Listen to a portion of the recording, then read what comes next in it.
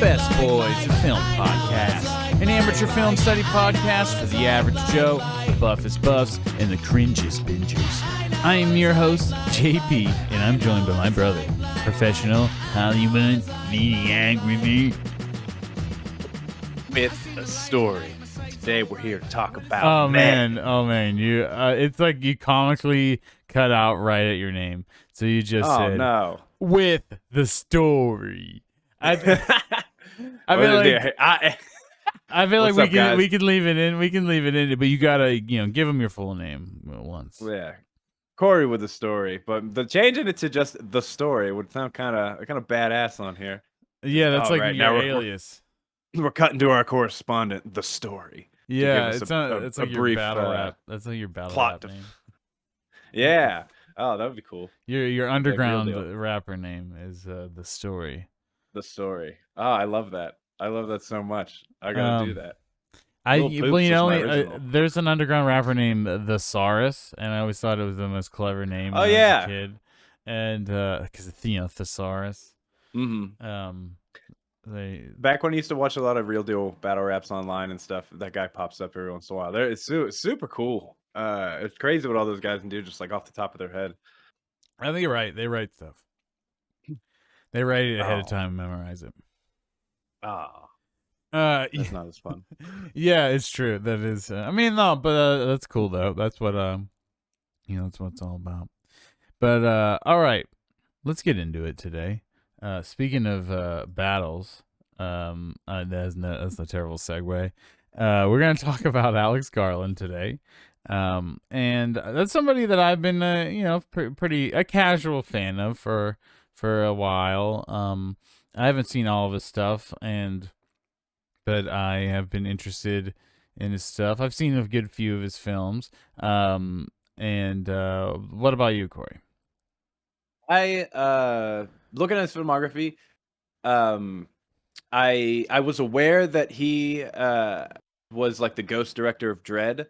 And then Ex Machina and like everything after Ex Machina I had heard of, but I had only really seen and was aware at the time of like Dredd and Ex Machina. But looking back, I didn't realize that he was one of the writers on 28 Days Later, and that's pretty wild because that's such a good movie. And you can like looking back after watching these, at least these last two for the podcast, to for sure see like his kind of like horror style of how he does his stuff. But other than that, I'm there was looking through the video, it had a lot of surprising things about him being a writer and working on some video game stuff. Yeah, I was familiar with him because of his work with Danny Boyle. I'm a big Danny Boyle fan, and on 28 Days Later and writing Sunshine. And I know that he wrote the novel that the movie The Beach was based off of. And you can kind of see his progression through Hollywood from like writing the book and then writing movies. And then, we should mention that we've done Dredd, which is a movie that he is rumored to have directed, or at least partially directed, in the stead of the actual director, who just kind of like fucked off. I think we talk about it in that episode a bit. If you want to go back, you can. And then I saw Ex Machina when I was doing my big A24 binge, where I've seen 90% of the A24 movies, I guess, at this point. And now I've seen another one because Men, I believe, is A24. So yeah, and it's like considered one of the best, and it's in the earlier kind of phase. It's one of the earlier big hits, because they were, I think Spring Breakers was probably the earliest A24 movie that kind of went on people's radars, but this is definitely a milestone, I would say. And then you get more consistent hits after that once you get towards 2018 and whatnot. But yeah, and I've seen Annihilation. And Annihilation is pretty good. We may do it someday, so I won't go in too deep. But it's solid. I'm a big Natalie Portman fan, so when she's in an interesting premise of a movie, I check it out. it's interesting to note that all of the three films of his that he's directed and wrote are very female centric. I would say. I mean, I guess we're going to talk about Ex Machina, but I guess it has a lot of the main characters are male, but I feel like at its core there's a big like something being said about like female things what however you want to say that. Mhm. So I guess that is a good segue to really dive in. Is there anything that you want to say about Alex Garland before we talk about Ex Machina, which I think makes the most sense to start with? Or I guess unless you Uh, want to do Men since it's the newest.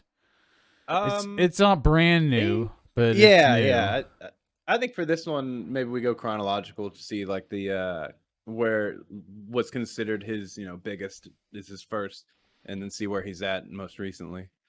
So Um, Men came out in May. So it's not that old. Or not that new, I eh, mean. Or whatever. either or, Um yeah. I don't know. I'd say I don't know. I feel like for this one let's start with Ex Machina All then. right, that's fine. I'm fine with that. So, because I could talk about Ex Machina all day. This is the easy one, I would say. Um, The warm up. the warm up maybe get my gums and ready to go. Yeah. Um, but so what? Let's start with you because I've seen this. Well, I guess what we've both seen this movie a few times, right? Yeah, this was my I think third time seeing it. I think it's also my third time seeing it. Yeah, it's also my third time. Um, so, and how have you felt? Um, Obviously, I think we both like to love the movie, right? I think I love this movie. Yeah, oh, I It's think it's great. fantastic, fantastic. Um, the only thing I would say is the first time definitely had the most impact of like oh shit factor, and then the second and third time, no, what the movie isn't going to be, but it still holds up very well. It's still engaging, and you just pay attention. For me, at least, paying attention to different parts of the movie. Yeah, I think Um, you're able to examine it deeper and like those subtleties that you mhm, can pick up on in the second and third viewing. Because I was gonna say that I've actually think I like the movie more. Um, with each watch, I think it's even better. Like I think the first time I thought it was like a really great sci-fi, like small low budget sci-fi movie, but it felt big in concepts, and it just executed perfectly. The narrative was like really done well, and like the surprise twists that happen, I think hit you really well. And then like on the future viewings, the ending, the mhm, twists, and so then you were just thinking about the deeper stuff. You're thinking about the layers going on with the themes about what it is to have life and intelligence, and then also like the relationship between the creator and like the created, and what kind of autonomous rights this person deserves, and and whatnot. There's a lot of moral questions, and like the idea of what is life, and you gotta kind of get those themes in movies like Blade Runner. I think is probably the most obvious example. Um, but there's something about it that is much more intimate, and then obviously there's a theme about female like women, and like his Kyoko, the servant, and Ava and whatnot. And I think it's a more than just androids and what is life and whatnot. I don't know. What do you think about that? yeah, just going off of the last thing you said, the definitely with this movie and with Men, the through line of just kind of like the male control, I guess you could say it is, or it's like you have like in one sense, at least for this, you have one sense you have a movie about creating artificial life and the whole Turing test side of it, and engaging in Donald Gleason's character, slowly being convinced that this is a real thing that deserves freedom and all that. And then on the other side, you have this movie where you have a guy who is only creating women AI things, and depending on how they react to whatever things, he has them programmed to be very, subservient and obedient in Kyoko's thing. Or you have just the woman who just wants to be free, and the man, or in this case I guess he refers himself as a father figure, containing that in. And you have that with in later on in Men with the whole like, if you divorce me I'll kill myself thing. um so I think that's super interesting how we can have this like main broader sci-fi thing that is like, that's what you can get and on initial viewing. But if you go deeper and really pay attention to the more nuanced stuff of it, it's also just this kind of like patriarchal story, if that makes sense. Yeah. Well, but also the God stuff, because they have the conversation, and he's like, Yeah, yeah. they have that conversation. He's talking about, oh, you said I was a god, right? And he's like, no, that's not really what I said, Yeah. but in like the hubris of Oscar Isaac, he's like a genius. Mhm. But then he kind of creates something that can outsmart him. Or he has flaws, being human or whatever. I will say that the twist at the end this time, the first time I watched it, it was you just have the main hit of just like the Ava turning on everybody. But realizing again how bad that, like, because it was all curated by Nathan, and then Donald Gleason just fucked it all up and didn't realize he fucked it up because he was, kept all of the actual macro information.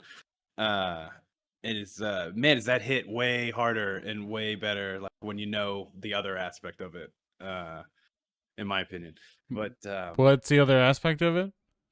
so like, when in the conversation at the end, when Nathan is telling, I can't remember what is Donald Gleason's character's name is, Caleb, when Nathan's telling Caleb that, like, yeah, I've been watching all your secret conversations, I intentionally have you be able to see her with no audio so you don't know what we're talking about or doing, and all this stuff. This was all to see if I could, if she would try to use you to escape, and if you would fall for it.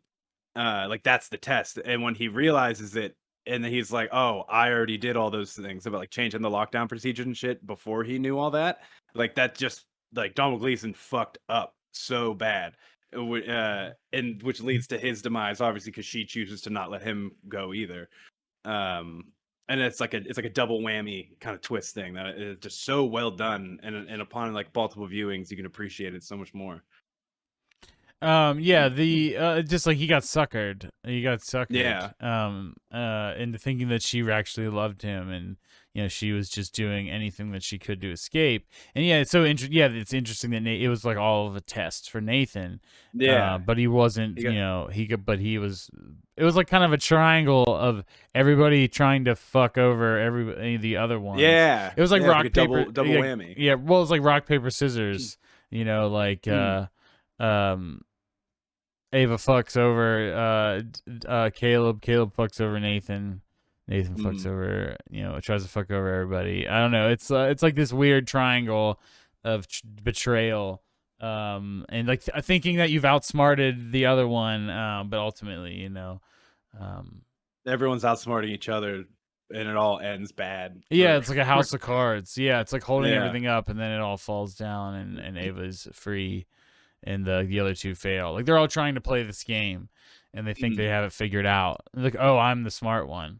Like like Yeah. Caleb thinks that he's smart, and he's gonna outsmart everything and free his dream robot girl of his dreams, Mm.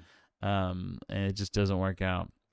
He Yeah. gets stuck. The- He dies. He's gonna die, and well, he mm. could get freed, but it's very doubtful because all communications are cut off, and Yeah. It's only one helicopter in and out, and that has yeah, to be and yeah, scheduled. they're like not supposed to. Like, I'm sure someone will eventually check on Nathan, like for like once he misses like shareholder meetings or whatever, Mm. but Not any that could be water. weeks. Yeah, that could be weeks. It's so smart. It was so smart. Like, really getting to appreciate it the second time through. It's really well written, honestly. Like, and it's feels like small, like you're kind of confined It's very kind of claustrophobic. And they even point out that Caleb's room feels like it's like a prison. It's like underground. There's no windows. It feels like they're in this like cut off compound, and it's purposefully because they don't want Ava to get out. And like there's all these like fail safes in place. If the power gets cut, all the doors lock, and that's like the plot mechanism to kind of like it could kill everyone, or it could or that like they'll have to deal with it to get out. And then you find out that Ava's like what's making the power shut off, and it all kind of like comes together. It slowly all comes together, and it's really really cool way. Um, Hmm. it's a really really well written movie.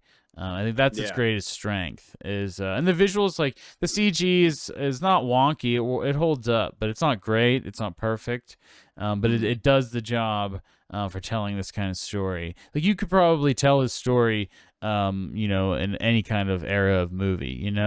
Like Hmm. the effects aren't important. It's just it's how well The written it concept. is, and yeah, and Yeah. like the twists and the turns in it. It's excellent. It's probably a sci-fi great. It's one of the best sci-fi films I think of the 2010s. Definitely, and I think coming in at an hour and 40 is so It good was because hour it's like just 48. long enough. Hour It was 48. Oh, only hour Yeah, 40. Men was hour 40, and then this was Ah, you're right. hour 48. But it's Doesn't fine. feel That like it though. well, because what the ending is a little extended. It Yeah. feels like the ending is like really drawn out. And like it's good. It's good. I think it really like lands the Mm. emotional impact of everything. Yeah, and I feel like other movie this in a similar way would have just ended with her leaving, and you just have like the shot of like Caleb like trying to break through the whatever and until he like fades or dies or whatever. But it is nice. It's I like when she gets into the street and you see her through the reflection and she just like disappears into the crowd. I love I that. like the shadows. Like the shot was Mm, upside down, but the shadows were right side up. And yeah. that was like really cool at the end. There's really cool like visual cinematography things that they do in both of these movies that I think are really Mm, cool. Um, this one is a little more simple cinematography, but then there's like like that sequence at the end. The ending is really really cool. And just overall, there's really beautiful shots and like beautiful landscapes. And mhm. just, yeah, actually, there is beautiful cinematography in both of these movies. I think you just see that I think the budget's probably a little higher in Men. Um, Yeah, I think I mean they both have this because of the location they choose, but I've more so Ex Machina would just it relies on its like set design. I feel like mhm. to accentuate the cinematography, where you have everything is supposed to be this modern lab, so you have all these like light bars. Everything has got light bars. Everything is Oh, minimal, the lighting is clean, really and cool and kind of yeah, but iconic and pretty iconic for 2014. Um, yeah. And so you have that, and that really like having that setting and already that helps drive the like the cinematography through the film to give it this like like kind of wash because you've got so much blooming from all of the bright lights and everything, but at the same time, um, uh, being confined with the claustrophobia of how tight the halls and everything are, it gives you like this really this like unique feel to it because you have like crawl. Oh, there's so many like dolly crawls, really accentuating like the eeriness of like the situation for Caleb. Um, it really works well, and to go with that, the way that this is shot, I really love how they use Caleb's perspective from Ava as a way to shoot the film. Like Oscar Isaac, obviously he's kind of a dick throughout the movie, but if you take the step back of just like these aren't real people, these are creations that he's trying to make a final whatever. Like it's you're not killing a person; it's just a robot when it comes down to it. But then between Caleb's interactions with Ava, and she starts to warp his perspective of um, Nathan throughout the film. Then the cinematography and the way that the editing and everything's shot is in that perspective where it's you have that like painted as a villain kind of thing, and I really like how that's shot and how it's like between the drunk scenes of Nathan or like the how he even does his like workout stuff or whatever, it always feels like there's like another layer of like him being like a bad person on top of it because of that. Uh, it's really just very well done. It's extremely well done. Yeah. There's a lot going on, but it's like, very quiet, and it's not slow paced. It's kind of paced well. But there's not a lot. There's no action really until the end, until you get towards the end. Um, a lot. It's just all conversations and learning about Nathan. Like it's like a lot of learning about Nathan. Like we don't really learn a lot about Caleb, other than that he's just kind of experienced. He's kind of like our um representative in this world. Like he's just kind of like a blank slate. Other than that, he's smart. He knows coding. He brings it up several times, like, I'm really good at coding. uh Yeah, and he lost his parents at 15. They make like a thing to help. It was like one of the reasons why that's Nathan true. chose We him. do learn that. Yes, that is true. Like no um girlfriend. He was like easy target susceptible for the test. yeah, he realizes that he's kind of just a rube, in all this, and like, he's not special. He wasn't selected because he's special or whatever, and then it kind of makes sense that, why he was tricked into doing this, and you think that he's gonna asshole Nathan's gonna be able to stop it, and his hubris, gets the better of him. And and then also Caleb that thinks he's won. There's this moment where Caleb's like, "Yeah, I got you, I've won," and then Ava's like, "Nah, you just stay here." She just says, "Wait here," and Which will you stay? yeah, will you stay? Will you stay? And he doesn't. He doesn't even respond. He just does stay. He doesn't move because Yeah. he's kind of frightened and scared. Well, he And just got knocked out by Nathan. He was that's waking right. up. He's just woken up. That's right. He's just woken up, and then she just shuts him out.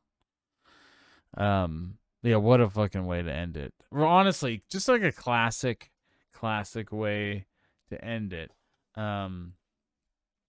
Yeah, I love It this does feel film. like that. Yeah, it definitely feels like a like that. How you're saying, definitely, it's like a modern classic of the 2010s. Like it has so much stuff that like you can get that same feeling. I know you brought up Blade Runner, but just like that kind of moments of slow eeriness, but it's done Yeah, so sci-fi well. horror. And Yeah, or just like yeah, I can think and classic horror movies, or where there's like that crazy twist, or like I think mhm, of other horror classics of our time, like Hereditary or something, where there's like mhm, the twist at the end and it just hits, like it's like Rosemary's Baby, or it's like timeless. It feels kind of timeless, the way that it hits you, mhm. because it's dope. Um, It just feels like fresh and unique. but also So it really stands it's out. like forward, but timeless. Like there's something about it that Yeah, yeah. reminds me of old classics, just the way that it hits you, and it's just well written, so well written. Hmm. Um, yeah, I don't know. I don't know if I have much else to say about it. I don't know if we mentioned that Oscar Isaac is Nathan. It plays Nathan, and this is one of my favorite roles of his, especially because of how much Fantastic. fun he has, just being this rich genius asshole. Um, and Gonna Yeah, see. I think that I saw this after I saw, like, I don't know, him and the Force Awakens was the first thing that I remember seeing him in, or at least like noting who he was. This is Oscar Isaac as Poe Dameron, and then I think I saw this after, because I believe it does come after, and someone double check me on that. I am Um, looking right now. and then I saw this, and he's just like this, foul mouthed, dirty asshole, and he just like, So oh, he's got a range. This guy's got range. so it came out. The Force Awakens came out after Ex Machina, Oh, well, then maybe that's the how he following year. got in there. Yeah, it was Well, I guess he's probably 2015 for Force yeah, he's probably Awakens. already shooting it, but Because this what if this came out in 2014, they would have been shooting it in 2012, 2013, and then if Star Wars came out yeah, in 2015, they would have been shooting it around 2013, 2014. yeah, So it would have been like it must have just been like right at the thing where, hey, we got this guy. He has this new. He got cast in this A24 film that's like testing well or whatever, and then they start throwing his name up and around, and they're like, oh, we're looking for a new face for Star Wars. yeah, up and comer. Yeah, that would be Oscar Isaac. And then the next year Um, he got X-Men Apocalypse, playing Apocalypse. yeah, that movie sucked. It was Um, not good. then well, I've seen him in a bunch of stuff since, and but it's pretty cool. This is kind of one of the earlier things I've seen him in, and he's so good in it. He's so good. Everybody's good in it. The only thing that I would say, Alicia Vikander is all. This is obviously the other thing I know her from. I know Donald Gleason from Harry Potter. Star Um, Wars as well. Also in He's Star General Wars. Hux. Yeah, he's General Hux. That's right. He's Yeah. awesome, actually. He's probably one of my favorite. As much as the new trilogy is pretty mediocre, he's one of the better things about it. Oh, he's great. He might be one of the best things about it, even. I mean, Oscar Isaac's great too in that, but there's something about I love the hammy, campy performance.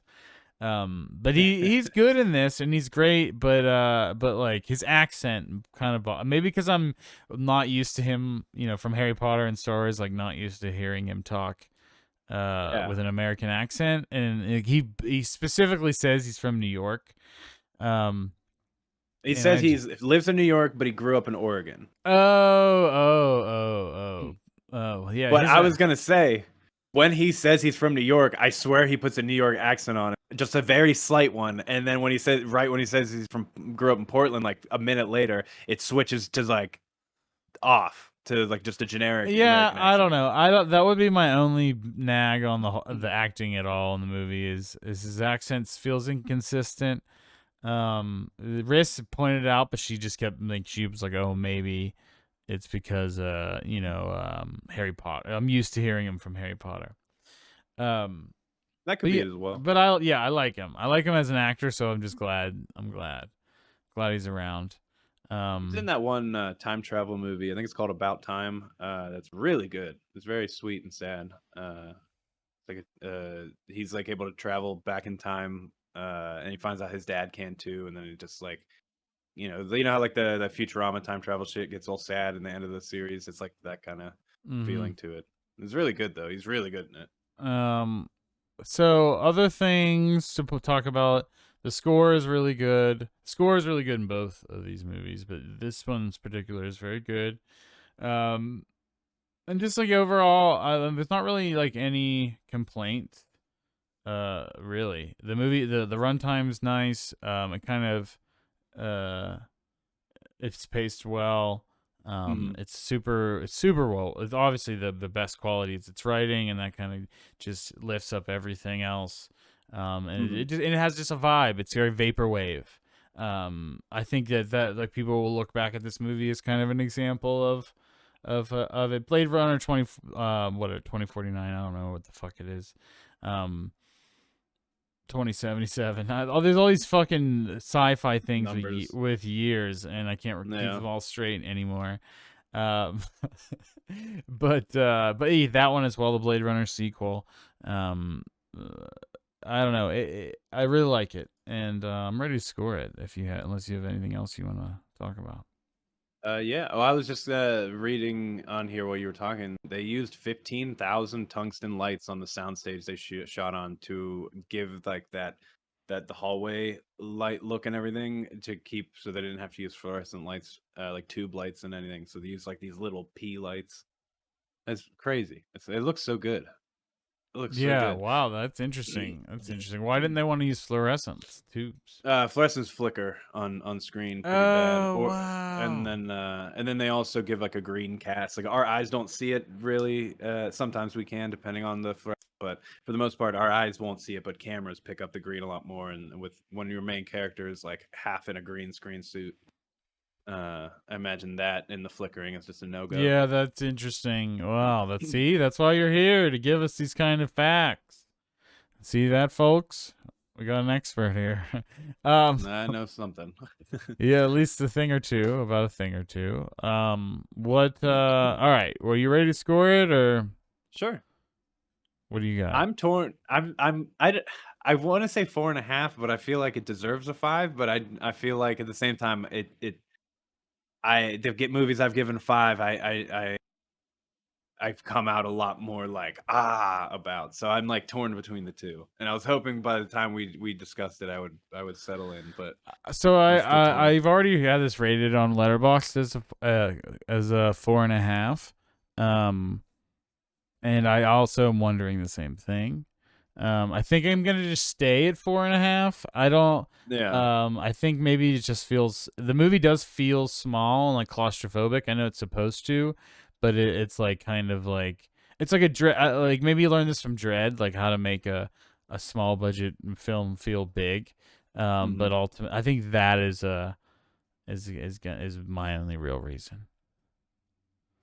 Yeah, I could agree with that. I was just looking at this. It's only a $15 million budget. It's honestly higher than I thought it was, Yeah, I but guess that's true. probably I'm looking at it too. I'm looking at that is true. probably 5 million of that went to just the VFX though.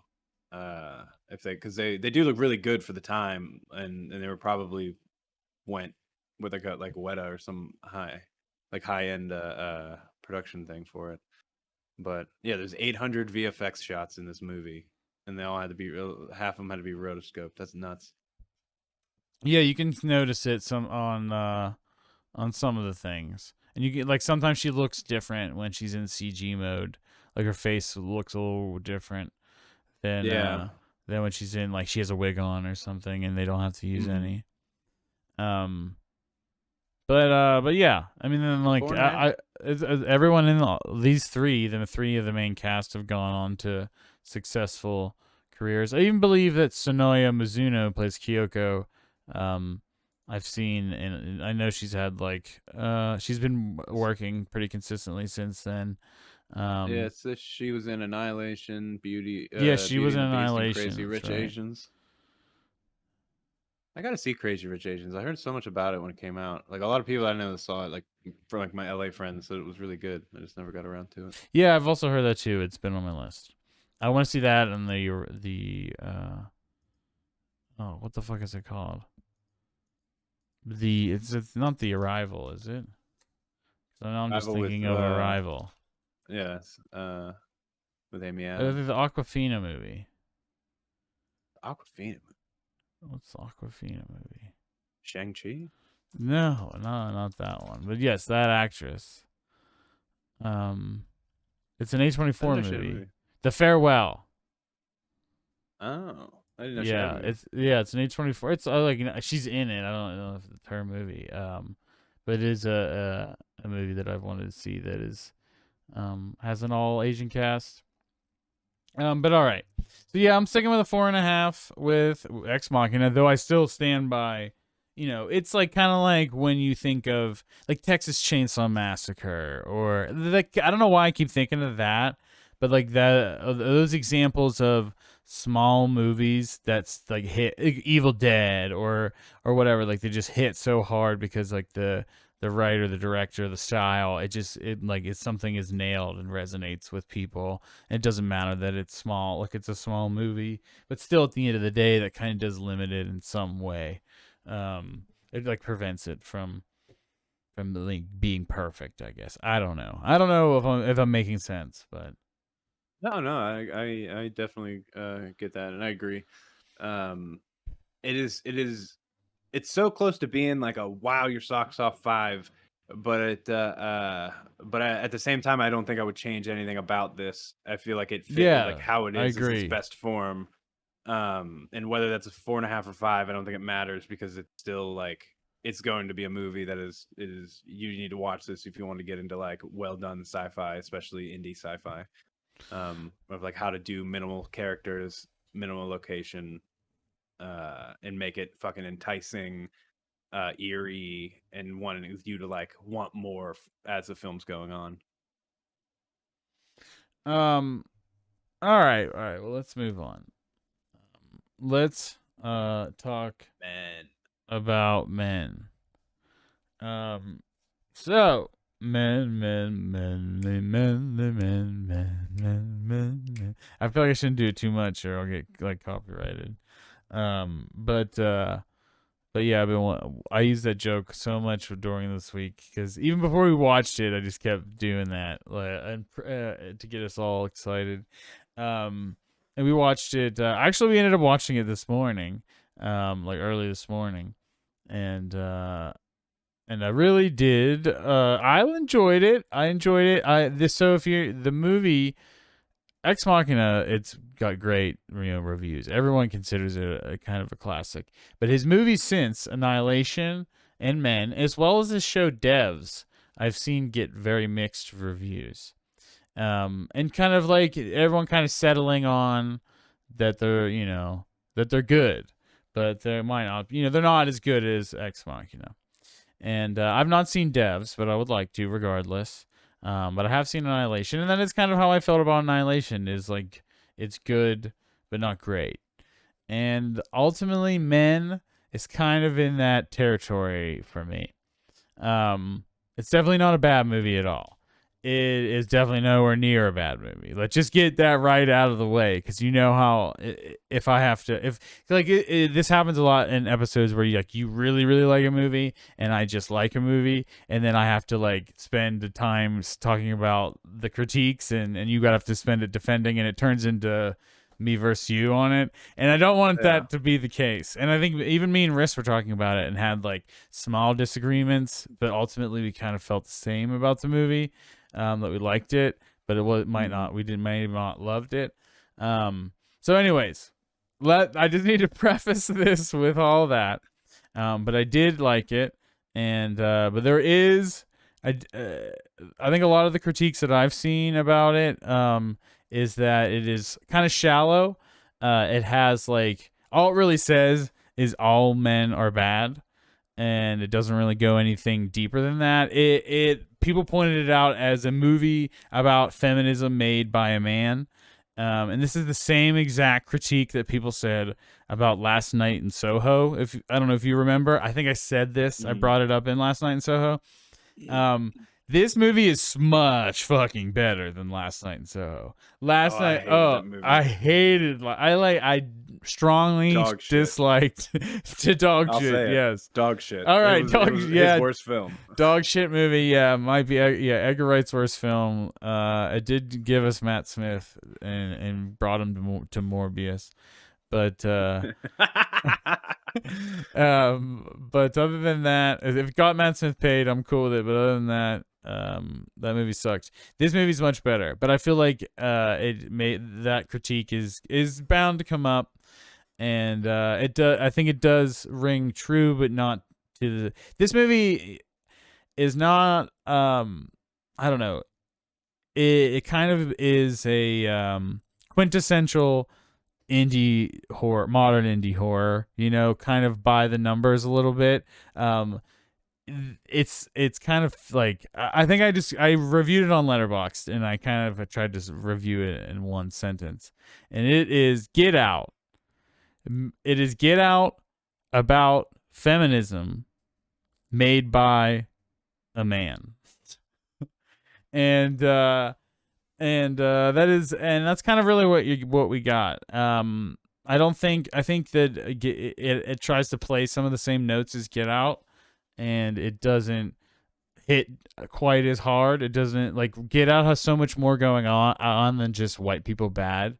Like it really deals with like the different kind of ways, and like the sunken place, and like the neoliberal kind of shit, and like the girlfriend is like a known kind of thing, and like the way they're trying to become black people. They're not just like killing them or something, like they're taking them with their bodies. Like there's a lot going on, and I think this is there is themes here for sure.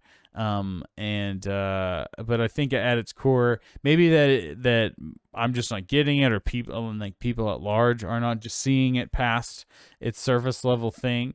That all men are the same, because that is the core. That is the Rory Kinnear, who has a great performance in this movie. He's excellent in his performance. Jesse Buckley is too, the main lead. And but he plays a bunch of characters in this town.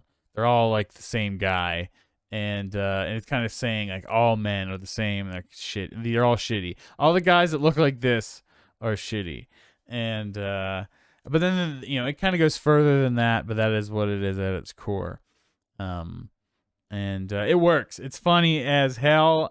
It's creepy as hell. This movie, it's not really like fun. It's pretty disturbing actually, but there are moments where you will laugh because of like the ridiculousness of some of the shit going on, kind of in the way of a Jordan Peele movie. Um, I don't know. I'll pass it back to you. I've been going for a while because I know you. I want to hear like what you love about this movie, or like about this movie. But yeah, I think it's very Jordan Peele esque. Interesting. I definitely see that. I definitely see that. I'm gonna go ahead and say I thought this movie was great. I had a great time with it, and I know it's like disturbing and has a lot of like bad themes and stuff about it. But when it was a great time in the sense of just like the whole movie.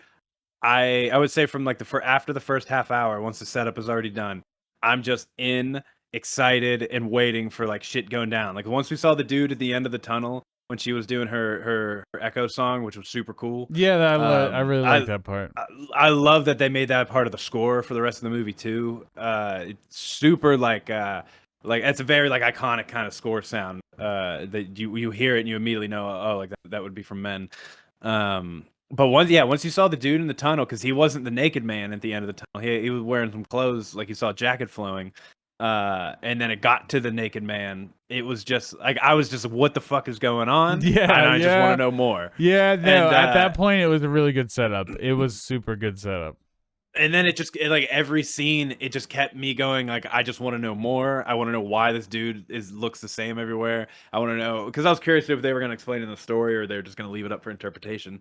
They do And I explain feel it. like yeah.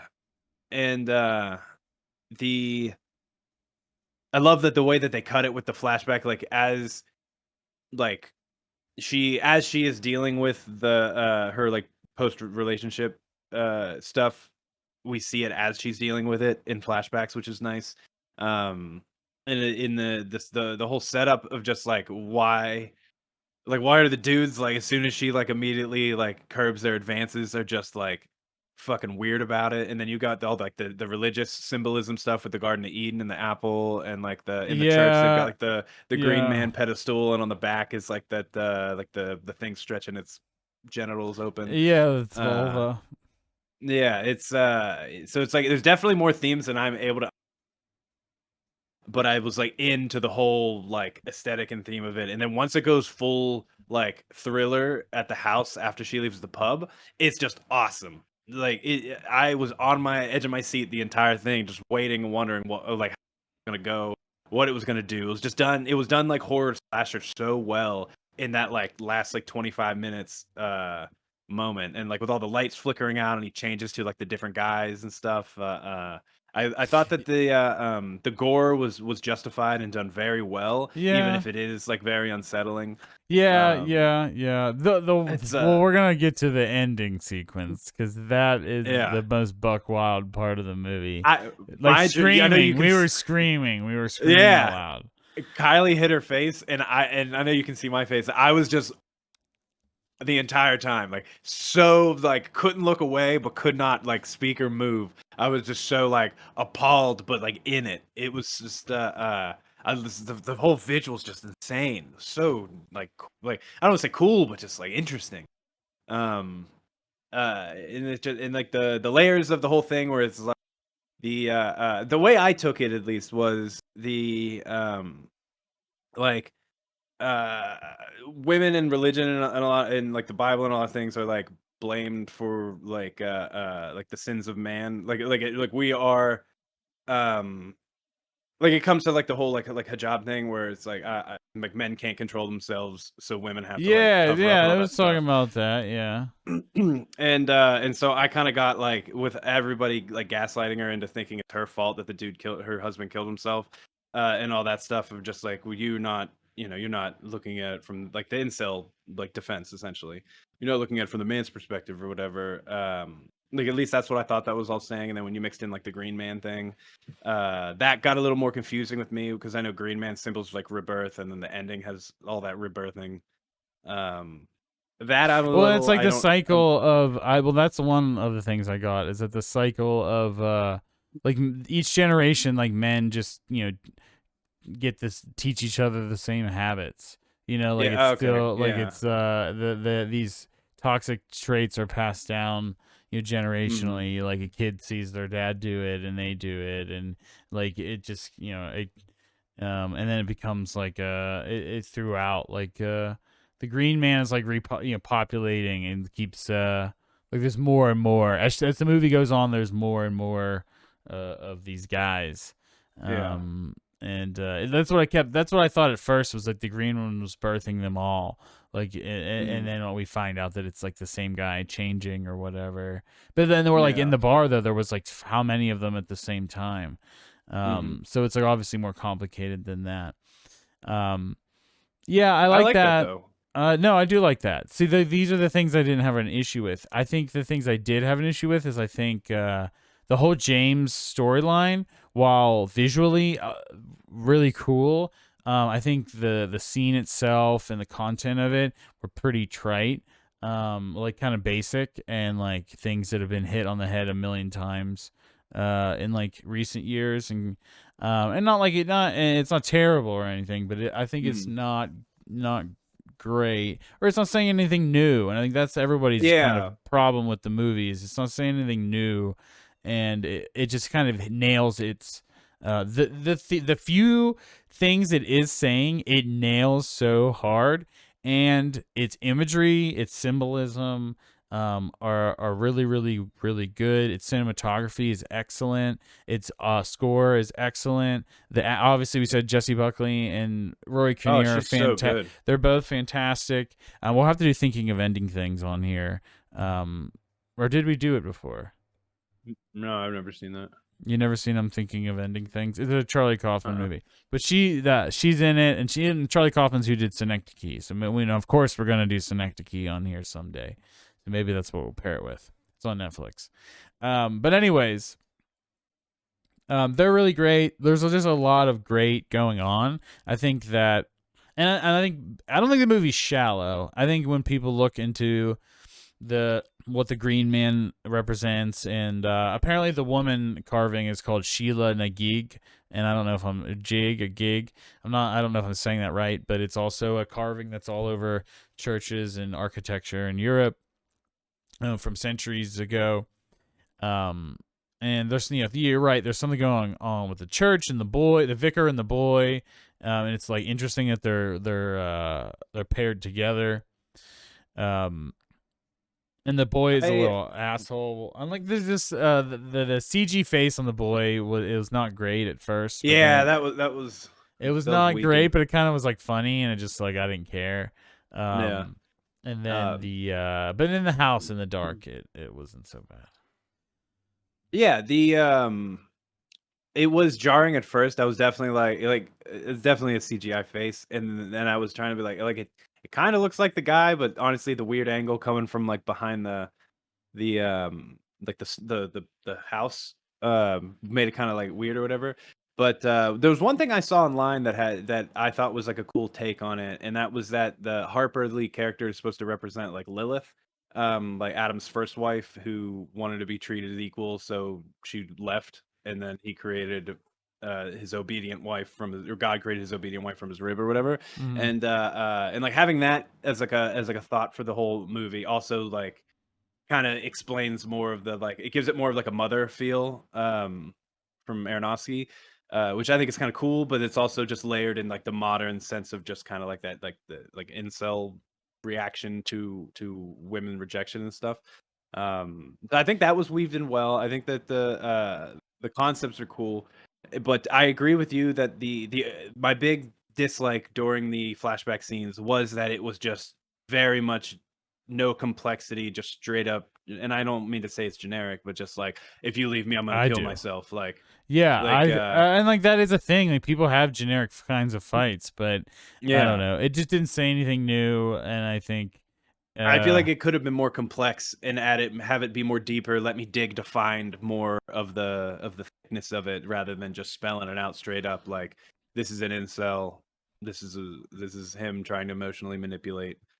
Um, where it's like obviously that is a thing and whatever, but it doesn't feel as real when it's put out so generically on the screen. Does that make sense? yeah, yeah. Yeah. But I don't know. I liked the way it looked. I didn't like. Oh yeah, Oh, visually, yeah. the whole James plot. I just like I understood like it was important for the movie. Well, like everyone was blaming the whole thing was everyone was blaming her for his death. Like they're trying to get, like you said, gaslight her into accepting that she was the what drove him. Like she's at fault. She is guilt Yeah. and she's responsible. Um, and there's like a thing about control. Like she's trying to control, her own life, and like these Mhm. men are trying to manipulate her into doing what they want. Yeah. Like whether it's coerce or whatever. Like because like she's like, "What do you want from me?" And he's like, "Love," and it's just like that's not fair. Like if she has to give in, she can't have Mhm. her be herself. She has to give her up herself to this whim. Yeah. And that Um, ties it back in with like the Lilith and Eve thing too with that, which is cool. Oh, another thing I saw Um, theme wise is the apple doesn't fall far from the tree. Is like that goes oh. back with the generational, like like how it is taught to it goes on generations, and I think that's with the birth thing at the Mhm. end is like, um, the son Yeah, now passes it. The father passes these things on to the son. It's yeah, taught. It's not sins of the just father. yeah. It's not just genetic. It's like taught. Mhm. Um, Now having you said that though, like I was very like confused but in with the ending, but clearing that up, I love that now. And I love that they like when her friend shows up. I don't know if there's supposed to be a significance of her being pregnant too, like after all that birthing, but I love that all the blood stains of everything are still there as if all that shit happened for real, rather than it being like a. I was afraid that it was gonna be one of those like it was all like hallucinatory or just like it was her inner struggle, like like being okay with the fact that it's not her fault that her ex husband killed himself. But I loved like having all the residue and everything left over the next morning. It was just like pure insanity and it was all real. Yeah, I Um, wasn't sure what the her twirling the Green Man leaf at the end, but maybe if the Green Man is supposed to symbolize rebirth, that, like it was supposed to be like she killed her past. yeah. She had to physically kill James with an axe to accept like what happened and move on from it. Like Mhm. she didn't do it. Like that it was him, and like it's. I think it's really interesting.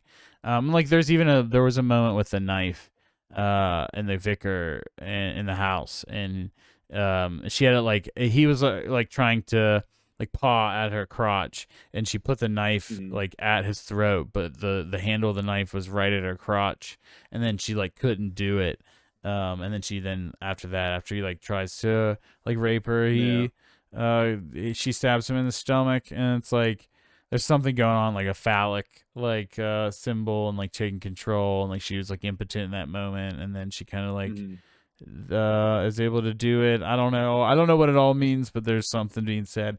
Tons of symbolism, in the movie. And it Mhm. kind of, but I think it all like builds to these, pretty these themes that don't say like I don't know speak to a whole lot new about the female experience. But I think it's just an interesting way to tell it. And I Mhm. think you can kind of turn like you don't turn your brain off because there's so much to think about in the movie, but it just basically boils down to um that men are bad, all men are bad, or just men are bad, for like whatever reasons, because our patriarchal society.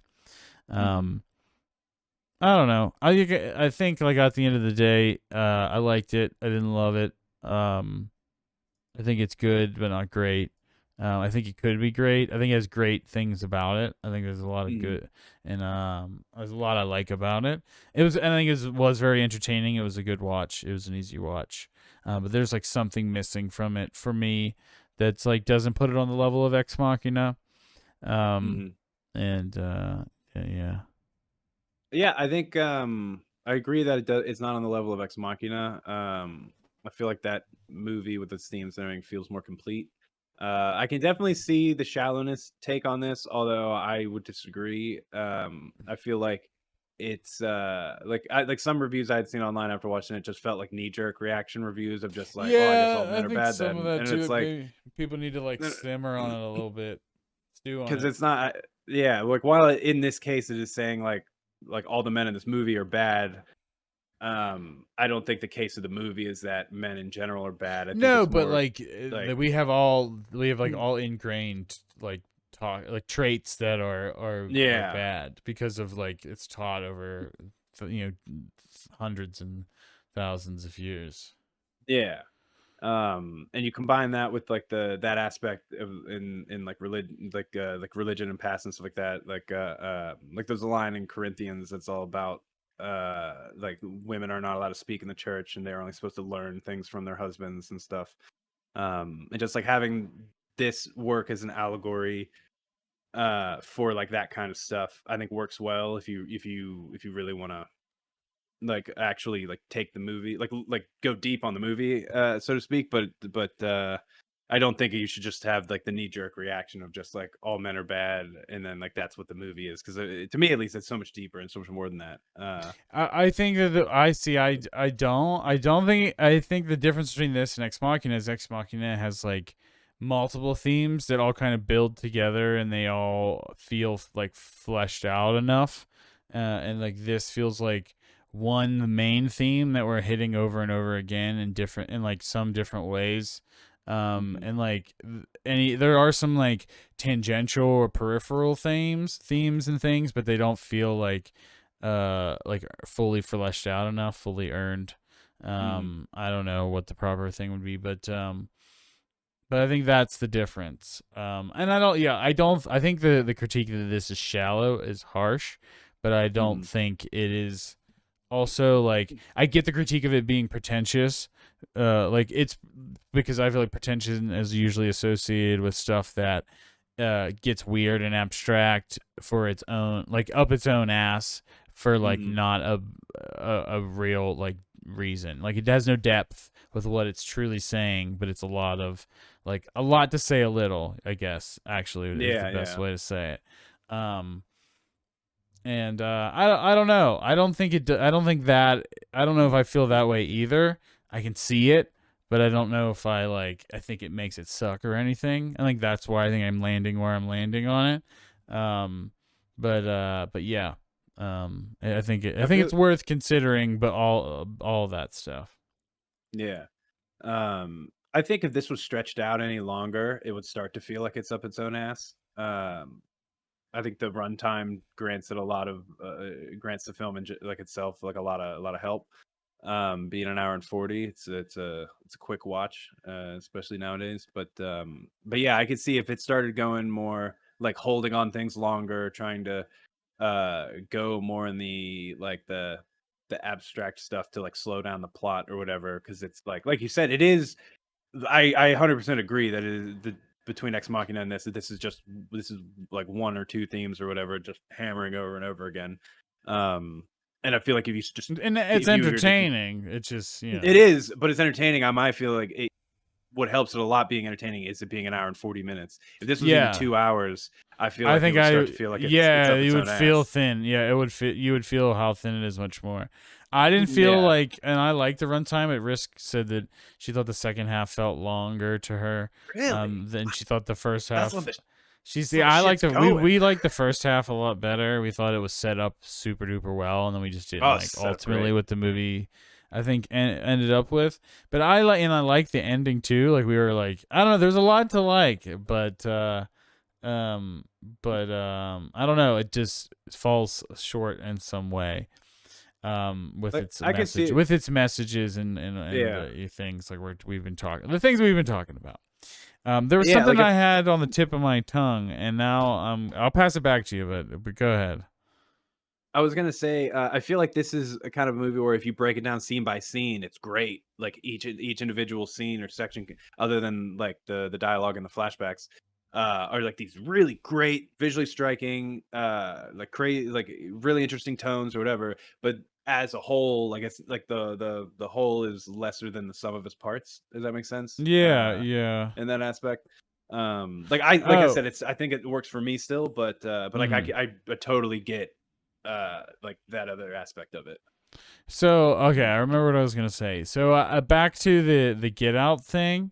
The friend is literally Rod from Get Out. Yeah. Like she has the same role. She shows up at the end. She doesn't save the day or anything, but she like Mhm. has that role. There's a twist of her being pregnant at the end, which I think is interesting. Um, but like she is the same thing, and um, I don't know. Like there was just like it had so many beats of modern horror films. Um, and I liked it better than some. Like I would say, all right. I feel like before we give scores, this will be a fun game. Did you like this better than Lamb? Oh God, yeah, infinitely better than Lamb. I didn't like Lamb very. I didn't hate Lamb, but I like That this was better. I like boring. this better than Lamb. Did you like this better than Pig? I liked Pig a lot, but they're different. They're two different kind of movies, though. They are, but they have the same kind of like Because scope a bit. it's because Pig is so slow and full of heart, and this is horror. But I don't know, because Pig is I think one of my fives. Oh, you give Pig a I 5? That's or no, it might have been crazy. four. Or no, I can't remember. It might have been a 4.5. It was. I really liked Pig. Okay, Um. what about Mandy? Oh, I loved Mandy, but I would put this about on the same. Like I understand like later having sat on it for like a year or two or so. Mandy has some really dull long moments. But I would say I like this about as much as I like Mandy. All right, what about Midsummer? Midsummer is an easy I never one. saw it. Oh, I what? I, I I have asked always you to forget watch it on the because we've podcast watched several. things. Yeah, we're gonna have to do it. I know it's a long boy. We'll have to do Ari Aster soon. No, not if we don't do just don't do the director's cut. Um, but That's like 3.5 hours, right, or 3 hours. so yeah, something like that. Um, It's a Snyder moment. yeah, yeah. All right, I feel like I had more things to compare it to, but now, Us. What about Us? Oh, I haven't seen it. I only saw Us once in theaters. I remember just being kind of let down by the ending of Us. But I don't know. I think I might like this better. I think it's I'd, on I'd the. have to I think rewatch I like Us. Us better, but I think that they're on a maybe similar kind of level. Um. All right. All right. Well, I mean, is there anything else you want to talk about with Men? I wanted to talk about the cinematography. It is not shot anamorphic, but it looks like it. It's not I still. really like how the color, It's I really like how it's colored. the The green. greens really pop. Yeah, the way that they the bokeh like the out of focus sections whenever you're on like the close-ups and the trees in the background, it just felt like it had that like anamorphic distortion to it and real dreamy, even though it's shot spherically. And I just really I love the look of it. It was I'm more of a fan of widescreen like CinemaScope. uh but if like a 16 by 9 movie, it's like blowing me away visually. It's like really says something. I don't know why I'm like that. But I prefer the black bars. This was great. I really enjoyed the way this looked, the way this lit. I loved all the red in the house to contrast the green outside. Um, it was just really good. It very it looked it Well, felt big. but It I will felt say it like was higher end dark. compared. I feel like once it got really dark, it was hard to see shit. And like I don't know Really. if it was our TV or what, but Mm, it was like got muddy. It got really muddy when it was super dark. And you just couldn't see interesting. everything. And in the house was like everything was red and blacks and browns. Yeah. No, I don't. I didn't have that issue on my end. I was gonna say I really loved the silhouettingness of the dark stuff at the end of the movie. Yeah, Like no, all the I house saw stuff. that was purposeful at some points. Like it was meant to be like silhouettes and stuff, but there were like parts where we were trying to see and we couldn't tell what was going on. And, yeah, I don't know if that might have been a TV or if that's just how it is, but I'd be curious if you watched it, just like a scene or two at my house, and see if it what it looked like for you.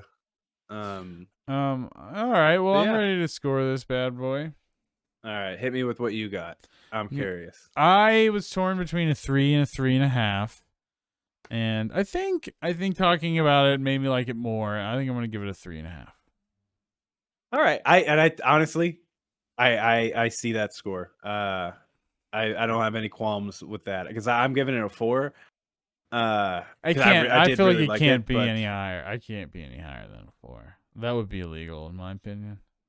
4 makes sense. I was into I it. can. A 4 makes sense. If you're curious what Risk gave it, she gave it a 2.5. Really? But I think we were feeling Wow. spicy afterwards. Yeah. But we'll see. We'll see once we stew on it. So the night we watched it, Kylie gave it a 4, but in the morning she told me that she changed it to a 3. And I asked why, and she was like, "Well, I like that, like it was cool at the ending that she like got like moved on, like she got over her thing, but it was something, what did she say? She just like didn't like um fuck. What did she say? Something about how like it was portrayed, like how the ending ended up wrapping up and portraying it. And I don't know if it was like because it cuts to like she doesn't. We don't see him kill or her kill Yeah, James that or we had an anything. issue with that Or too. We didn't understand how all that what was going on with all that. With yeah. James, like having that weird scene with James, and then like not explicitly having her kill him or not. hmm So I don't know. I'm assuming that she moves back because she's happy and she survived and everything at the end. Like by happy, I just mean like she's not like distraught and upset. She's like excited to see her friend and just move. It seems like move on from the whole situation. Um, But yeah, but I get a 3.5. I even get a 3. But I don't think it was bad enough to be below. Yeah. That I find that shocking. Yeah. There's some bad reviews. The letterbox, there's a lot of like ones and stuff. People going hard on it, but I think Like people are just trying to be. I don't know, getting spicy. a bunch of neckbeards behind the computer. No, it's mostly woman. Oh, I've noticed, oh, and again, like that's a fair.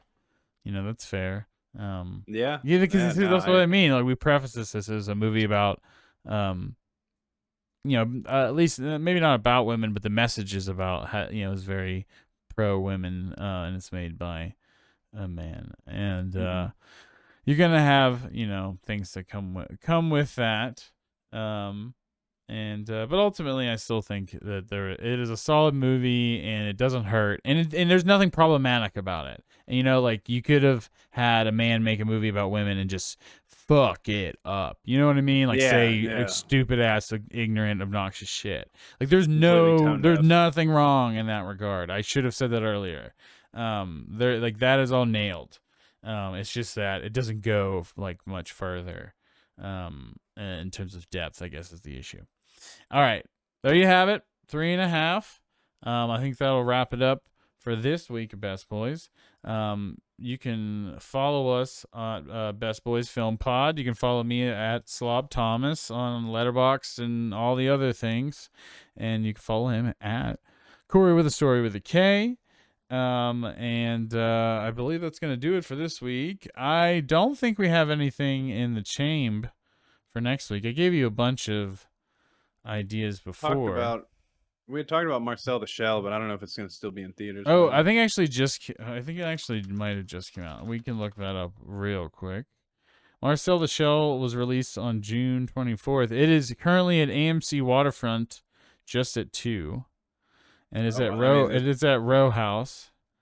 that's in Butler Street, right? On Butler Street. Yeah, in Lawrenceville. We're in Pittsburgh. Yeah, it looks like it's just playing like once a day at Yeah, Row. it's about to leave then. Yeah. Um. We could No, try it. let's Or do something. Let's do something classic. We were talking about doing something fun, something lighter. If you wanted to do like Pixar, we were talking about. Like we wanted I'd to be down. do Ratatouille and like Up. Did you see that the guy? I think his name's John. He like he directs a lot of the Pixar stuff, and it's usually always like the real great stuff. And he just had his first non-Pixar related movie come out, and apparently it's not very good. It Yeah, looks I think just I like a did hear Pixar about movie that. too. You cut out on the guy's last name. You said I think it's John. John. I think it's Oh, Lasseter. Lasseter. That's I think that's what it is. Um. All Well, right, we're gonna do Ratatouille the was not directed by him. So we're all right. Well, that's what we're gonna do. Oh, We're he gonna. did Toy Story 1. Toy Story 1, Toy Story 2, Cars 2, Toy Story is supposed Bugs to be the Life. best one, but I wanted to do something that didn't have a franchise. I think that's more interesting to me, especially one I have not seen either. So that is also interesting to me. Have you seen Ratatouille or Up? I've seen Up 100 times. I have not seen Ratatouille though. All right, well that's good enough, close enough. All right, well that's gonna do it for this week's Best Boys. Y'all have a good one. Kory, you have anything else? Obey. Nah, I don't know. Have a good Yeah, day. obey. You can leave us some likes and reviews. Bye. Leah.